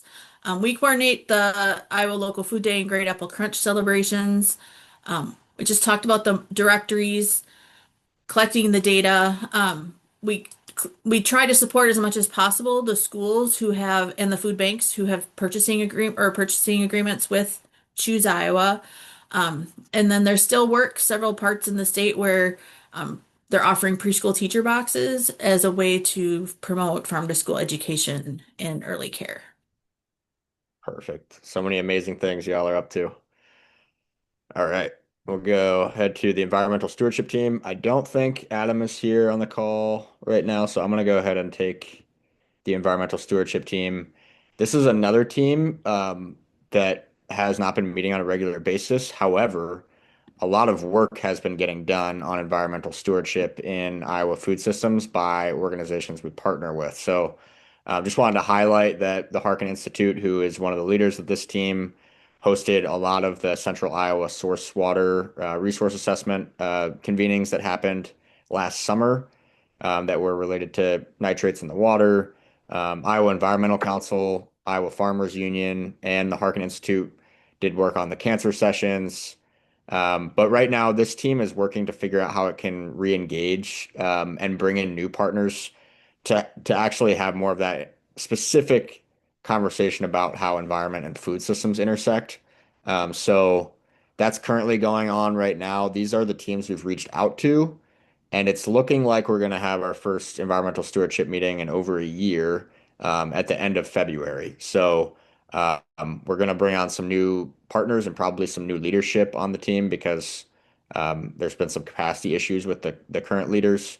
So we have some new leaders who are ready to step up and help lead that team. I will also just flag last night, the WHO 13 in Des Moines put out an incredible story that highlights several of our partners in this work. That's about Iowa's cancer rates and how environmental factors are part of it. So I encourage you to go check that out. This is just, like I said, a continuation of the great work many organizations listed here have been doing. So I will go ahead and move to the next slide, which is labor equity, and Megan and Jonathan. Yeah, hi everyone. Sorry, I am trying to spotlight and do all the things. But I've been joined in leadership for labor equity with Jonathan Lawrence at Iowa Farmers Union, and some of the things that we've been up to and have been supportive of are the IFC's public statement on immigration enforcement. And Tommy had mentioned that at the beginning of our call, which feels like a long time ago. But we also are hoping to plan an event, maybe like a speaker panel, and just gathering community and having dinner together around International Workers' Day around May 1st, maybe at the end of April. This was rescheduled from hoping to plan an event for Labor Day last year. And we don't have a specific meeting time decided yet, but we do have a doodle poll to share, and that we'll be sharing out sharing out via email with partners. Typically, we have met on Thursday mornings, but we're open to shifting if other folks are interested in joining us. That's this slide. I think there might be, oh yeah, these are some of the partners that we have engaged with, are interested in engaging with. If you have other ideas or you're interested in joining us, you can email me or Jonathan. I'll drop some of these things in the chat as well. Perfect. Thank you so much, Megan. And again, I'll just highlight another thing kind of related to this team. Luke mentioned this earlier, but next Wednesday, Iowa MMJ, who is definitely a partner we're hoping to engage in this labor work, is hosting an immigrant rights rally at the Capitol on February 18th at 1 p.m. So just wanted to highlight that for folks and encourage folks to attend if they are able to. And I will go ahead to the next slide, which is our local food policy network. I think this is the last of our priority teams. You already heard a big update from them earlier, but Luke or Ilsa or Cynthia. I don't know if y'all are on here and want to just pop through these sides quickly. I can. I just saw Cynthia walk past here, so I don't think she's on the call. Cool. Busy day at the Capitol. Yeah, I'll have you go through real quick, Luke, but that's good. Yeah. So same thing as kind of earlier, just a reminder, Iowa Food and Farm Day on the Hill is March 18. We had great showing last year. We want to continue to grow this event. Reminder on those advocacy trainings, the next 3 Fridays leading up to the Food and Farm Day on the Hill on March 18. Encourage you to sign up there. And yeah, a couple other things kind of looking forward outside of legislative policy. Trying to do more networking of local food policy councils and community-based coalitions. That's something Center for Rural Affairs is helping out with. Trying to have basically a 5-year plan on our policy vision development, working with all priority teams to make sure that we've kind of got a roadmap for the next few years in advocacy. And like Tommy mentioned, save the date for next year, January 26, 2027. We have the entire rotunda and we want to have a good showing with a lot of local food and a lot of people there. So also a reminder that we meet monthly on the 3rd Friday of the month at 10:30 a.m. If you want to get more involved with IFSC's Local Food Policy Network team, feel free to reach out to me. I will share my email here, or if you reach out to Tommy, he can send you our way. Thank you, Luke. And I was incorrect. We have one more priority team to share. Sorry, I don't know how I forgot about the food, nutrition, and health team, but I think we may have some folks from this team here. Yeah, we have Laura. Laura, I'll pass it over to you to share about the HEAL partnership. Yeah, hi everyone. I'm Laura Paulson. I am a community health consultant with our HEAL team, which was formerly SNAP-Ed, with the Bureau of Nutrition and Physical Activity at HHS. Formerly, Jill Lang and Haley Huynh were the leaders of this group. Jill Lang has been promoted into another role within our department, but just wasn't able to continue in that. So Haley and I are the contacts for this group. I help coordinate our HEAL partnership, which is formally our state SNAC, State Nutrition Action Council. It was a requirement of SNAP-Ed. Even though our funding has gone away, we've decided to maintain it. And I think a big piece of that is because how it's integrated into the Iowa Food System Coalition and this priority chapter. So we function maybe a little bit differently than some of the other groups. Our group is quite large, but in different ways, or there's different ways to engage in the work. So here I've highlighted our schedule of meetings. We meet as a general partnership. That list of members is quite large, and we invite a wide range of folks to check in quarterly. And we like to feature our different partners and highlighting different initiatives and programs that they are implementing related to improving nutritious food access as well as active living. And those are held every 3 months. So we just had our last one a couple weeks ago, and then our next one will be that first week of May. We're confirming that date now, and then we do a touch base in July and then later on in the fall as well. But then from that group, we invite people to get more involved to help us work towards our strategic plan and the different goals identified. And so those are formed around work groups. And so we have 6 work groups currently, and they are all each made up of from 5 to 12 members. And they typically meet on a more monthly schedule. So those vary. If there is interest or if you know of partners out across the state that might be interested in getting involved, you can connect them with me. You can email me, or there is an email associated with HEAL specifically for the partnership, and it's there listed at the bottom of the slide. It's heal@hhs.iowa.gov. And that's how I can meet and get them connected to the right group or what sort of initiatives they're really interested in and how can we get that integrated into our efforts. But just as a quick recap of 2025, I know there's been a lot of changes. Our team and a lot of our work was impacted by a lot of the funding losses federally. And so we did see some change in our membership, but we have been able to maintain a lot of our partners and the work. It just looks a little bit different, or we had to re-strategize how we go about that. But one of the really great highlights, and I think Leah is on the call, but Leah Presnell is a newer staff member with the Healthy Iowans team. They help do the state health assessment and state health improvement plan that many of our public health partners utilize in their efforts locally. And they also have, as part of that state health improvement plan, they identify key health priorities, and healthy eating and active living was one of them. And they had a work group around that where I think some members of the coalition are also a part of or have been a part of. And so we decided to align our efforts. We didn't want to duplicate. We saw some similar initiatives and partners involved in both. And so we really wanted to align that. And so now Leah and I work very closely together on coordinating the partnership and supporting the work groups. And so I've included her to join these calls in the future as well.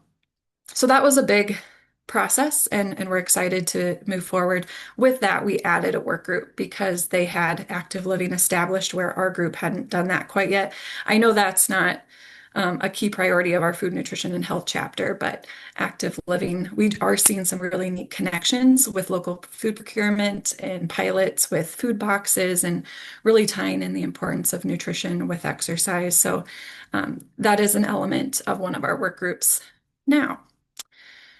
Another big task that our work groups went through was a prioritization process.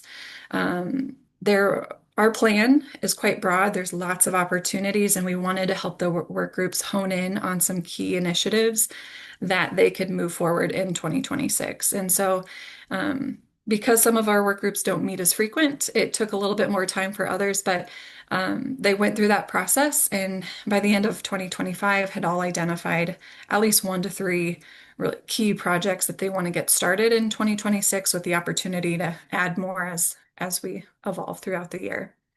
So just some updates. I highlighted 4 of our work groups there in the bullet points. We have one very much focused on partners in expanding our partnerships, really wanting to connect with additional organizations to maximize our efforts and improve collaboration. We are presenting at the Public Health Conference of Iowa this spring, as one of our efforts is really to get more integrated with local public health and helping connect them with resources and information as they are exploring more food and nutrition related initiatives locally. And then another big piece is just assessing our membership. We know there's gaps, and you can see the variety of partners listed there on the right. But we know there's some areas or sectors that we could better engage and leverage some of the work with their expertise. So that's another part of their work. We have a data team looking at data for decision making and really wanting to be more intentional on how we evaluate. And I think Arlene, you'll appreciate the progress of those efforts. And Arlene sits on that work group as well. But I think that's been a challenge for us is we are so broad and cover lots of areas. So how can we really be consistent in how we're measuring outcomes and impacts? But also being intentional of, because we work with such a variety of partners, is how do we be more intentional on collecting similar data points so we can have a more expansive output or report on some common assessment tools. We also are working on an initiative on a collective impact website of wanting to have kind of a creative way of telling our stories and the successes from different projects in different places across the state. And so we're actually collaborating with Minnesota's public health. They have a really great website and model that we're hoping to learn from and possibly adapt. Our innovative approaches team, they have honed in on one more recent development with some of the SNAP guideline eligibility changes that began in January. There's work requirements were always existent, but there was a newer element around volunteering. And so some of our partners on that team work with AmeriCorps or the Public Health AmeriCorps and other entities. And so we're trying to again, not duplicate, but learn how, like, what gaps exist and how can our team help possibly create some information or education to the public so that people aren't losing eligibility for SNAP and that we're making it easier for organizations that might be able to help people meet those volunteer requirements and reporting. So it's a little bit unique, but it's related to helping people maintain food assistance eligibility.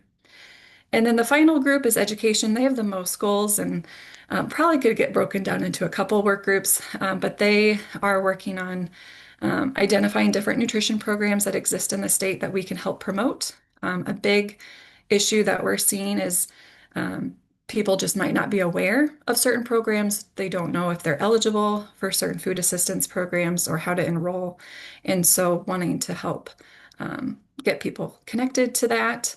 And then also supporting our federal food assistance as well as other locally led food donation or food assistance programs that way too. And so I think that's a synopsis of kind of our updates and what we're looking at for 2026. And we'll keep you updated as that May date is identified. We're hoping our July meeting might coincide with the Iowa Hunger Summit, whether we're able to hold it after that event or the next day or the day before, as we're really hoping to invite our partners in person, as we've never been able to do that. It's all been virtual. So that is my update. That's amazing, Laura. Thank you so much to you and the Department of HHS for all the work you're doing, bringing Iowans together around nutrition and the HEAL partnership. That's such great work. Pass it along. I think we have a couple more slides. Jody Hugrick is also going to share a little bit in this section about the Healing from the Ground Up Summit, since it's also related to nutrition and health. Yeah, thank you, Tommy. So yes, we're really excited. UNICEEE has been working with Iowa Food System Coalition to bring healing from the ground up to Iowa for the Iowa Summit. I had the great opportunity to attend last March in Illinois with the summit that was put on there by Basil's Harvest. And Basil's Harvest actually consults with Courtney Long, that many of you know from Iowa State. So in Courtney's role with Basil's Harvest, she's going to be facilitating in Iowa. We're really just taking the groundwork that they laid in Illinois, bringing it to Iowa, really getting in the room, healthcare, dietitians, public health, farmers. A lot of you are attending as food system advocates, so we're really, really excited. Registration, if you want to switch to the next slide as I'm continuing to talk, this is what our day, it is a day and a half. Some people are only able to attend the first day, and that is definitely okay. The first day is really like ground truthing, getting us all on the same page, information sharing from our different sectors. So we have a soil as health panel, we have food as health panel, and then we have our food systems health panel that has many of our Iowa Food System Coalition folks on there.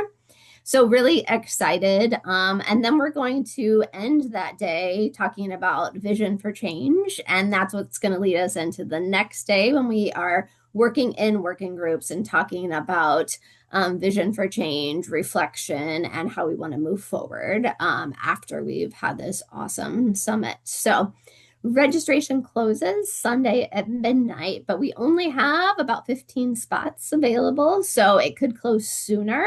We have capped the event at 75 people. And if anybody's traveling from out of town, we do have a hotel block, and that hotel block actually ends tomorrow. So just a couple dates for people to keep in mind. And we look forward to having this summit as really kicking off the conversation around food and ag and health and bringing all of that together. Thanks, Jody. Amazing. Hope to see many of you at the Healing from the Ground Up Summit in just a couple weeks. And now we've got 3 more statewide partner updates. That was all the priority teams, but we'll turn it over now to Choose Iowa to share an update. Good morning. So with some updates on the Choose Iowa grants, the application period for the value-added grant did close and scoring is underway, and I am excited to share this is the most applications we have ever received. So this year will be especially competitive. So if you know anyone who submitted an application, tell them, keep waiting, keep waiting. We do plan to abbreviate the review period, and this was also why the application period was a couple weeks shorter than traditionally has been offered, so that the time between submitting applications and hopefully the announcement coming out of who receives funding or who is selected will be a little bit shorter. That is the goal. However, we didn't anticipate necessarily that this would be the most applications ever received. And to try and go through all of those in a compressed time frame is a pretty good little challenge. So excited to see where this which projects do get awarded, and I think the tentative time frame for announcing those recipients will be around the end of March. So very exciting, lots of good things to come there. Dairy Innovation is the next Choose Iowa grant application period, which will open soon. And that will open on April 1st, I believe. Actually, I think I need to double check that. It might actually be March 1st. I might have put the wrong month there. We do have an office hour planned for March 11th. Yeah, I do believe that this opens March 1st, not April 1st. And if you want details, you can go to chooseiowa.com and then click on grants and find Dairy Innovation.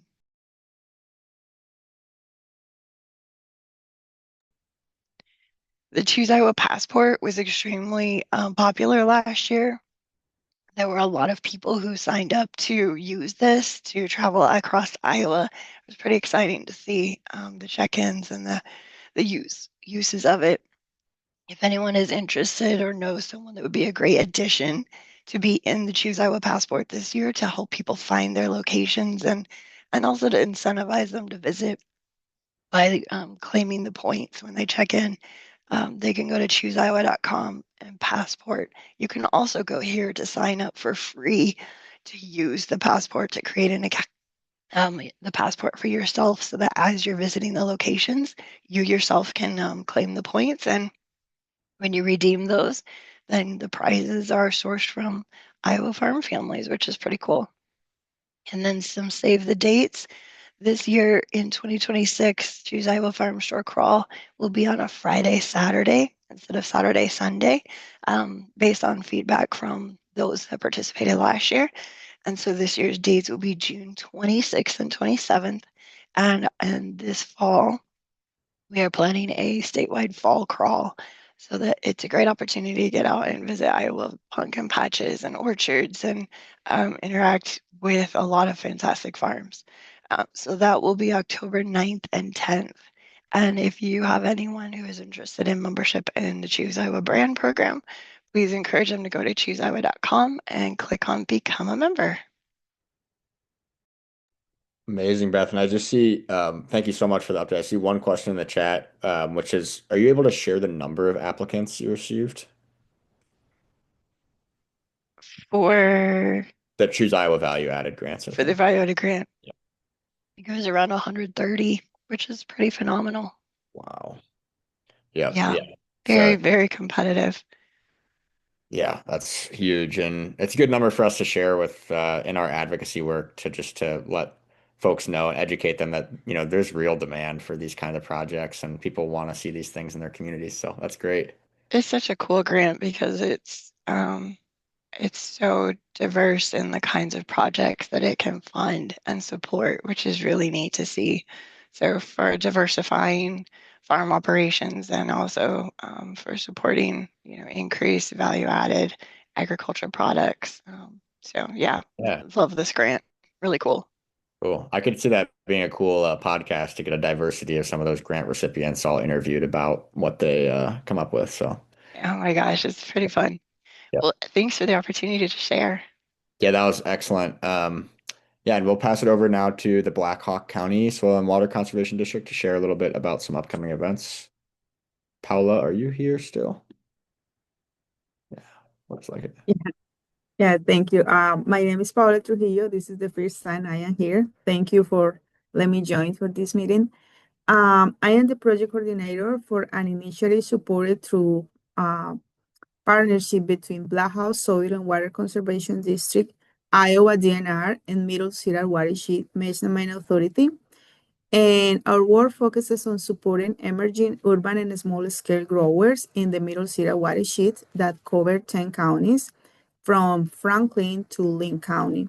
And with this project, we hope to hear directly from growers about their experiences and interactions with USDA and NRCS offices, and the sources they use now for technical assistance, the kind of support or tools they wish they have, and the conservation practices they already use or would like to explore. And the idea is they share their priorities and needs and how we can serve in the best way. And this flyer is provide a brief overview of the topics we will be discussing along with the date and time for and the registration's deadline. We are offering childcare and language interpretation if it's needed. So also we are provide a meal and a $30 gift card to encourage the participation. So I will appreciate it if you could share this invitation with the market growers you work with and feel would be a good fit for us. So I earlier shared in the chat the both PDF for this flyer. So yeah, thank you. That's amazing. I think Mallory just shared the registration link for that too in the chat. So thank you, Paula, for putting this together. Such a great partnership that you're working on there to bring growers together. So, and then our last but not least update comes from the ISU Farm Food and Enterprise Development Team. Yeah, hi everyone, Megan Kemp again. I am sharing on behalf of our big team at Farm Food and Enterprise Development at Iowa State Extension. We have a lot of bullet points and I'll try to keep them brief, but first is our Iowa Independent Grocer Network. We launched that a few weeks ago. We started with a webinar just talking about this self-audit tool that our team had developed, how grocers can use this self-audit tool to evaluate their grocery and apply for free technical assistance. We'll have 3 more webinars focusing on business and finance, procurement, and marketing. I think there's a couple other buzzwords in there, but 3 more webinars focusing on those topics. And the self-audit tool is a part of that technical assistance application that's open until we close it. And I think our funding ends around June. So this is for independent grocers to just evaluate their stores and how they can improve business development and things like that. Our next update is the Iowa Farm and Food Conference that we're hosting in partnership with CEEE, Iowa Food System Coalition, Center for Rural Affairs, lots of partners to host this event. We'll be having it in Waterloo, and more information is on the website. I'll drop a bunch of links in the chat, or if someone else drops them before me, thank you. But excited to share that our request for proposals for sessions will be coming soon in the next week or so. And our theme is futuring our food system. So really hope that you can save the date, have a session proposal, and just celebrate with us. Krista Smith is our certifications coordinator, and she shared earlier that we have a slated schedule for Local Food Leader 101, and our Iowa State hosted offerings are in person June 25th, 26th, and in December 10th and 11th, and then we'll also have a virtual cohort going from September to November. So there's quite a few options for folks that want to build individual skills and food systems and leadership. Really, yeah. So that's certifications.